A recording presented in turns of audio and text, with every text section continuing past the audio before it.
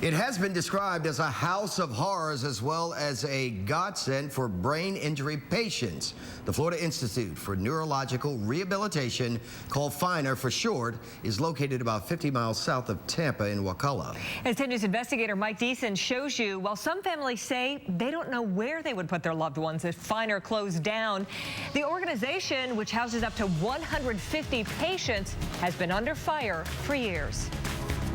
Answer the question, please. Do you want some lemon swabs? Yes or no?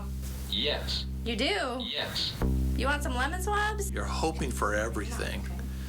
And Just gonna do some massage, okay? FINR has helped us make that hope come true. Barry Bicknell is talking about the progress his 21-year-old brain injury son Casey is making at the Florida Institute for Neurologic Rehabilitation, called FINR.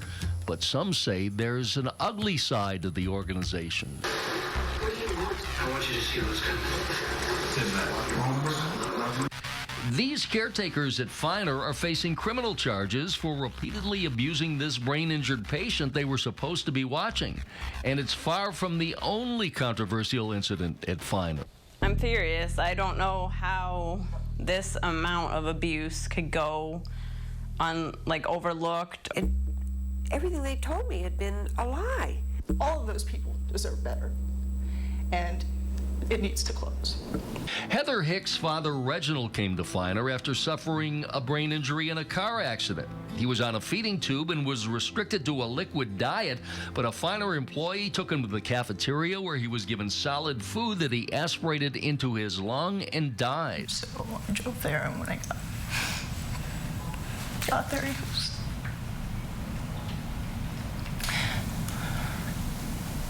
they were doing CPR on him, and he didn't make it.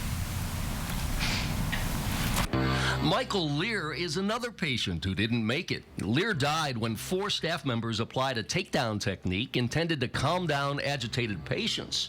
The staff accused the 250-pound former Marine of taking an extra snack cake out of the kitchen. So a struggle ensued, and they took him to the ground and held him there, and he defecated, and he didn't stop, and he urinated, and he didn't stop. And then he stopped breathing, and he didn't stop, and then he died.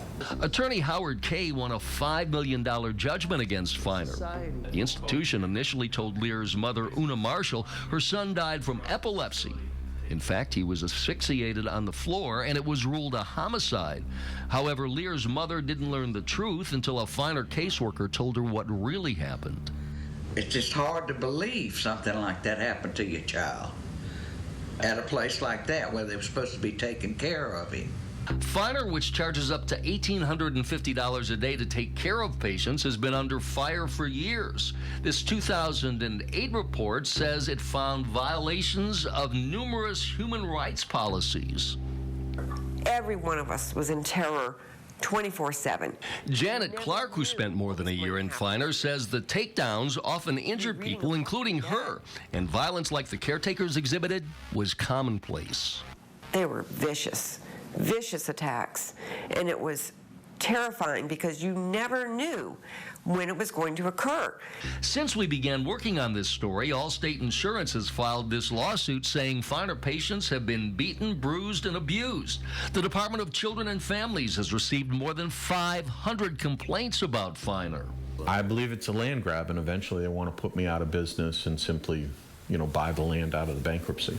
FINR owner Joseph Brennick is adamant that the problems are coming to light because of a mining company that owns property surrounding the facility.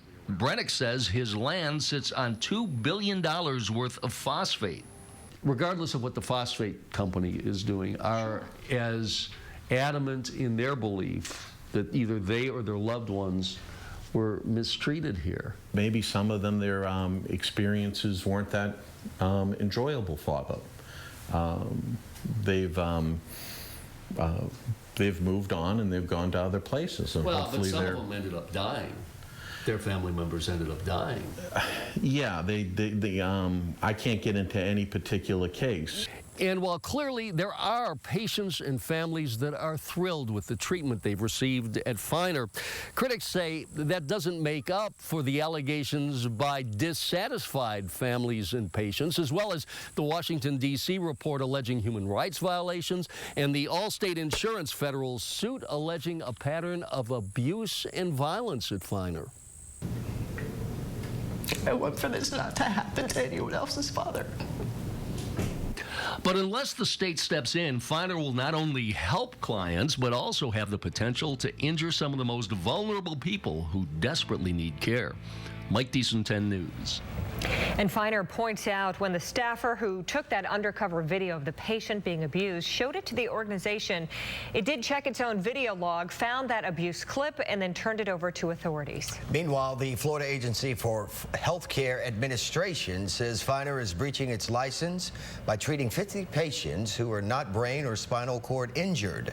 FINR also says the Allstate lawsuit has no merit.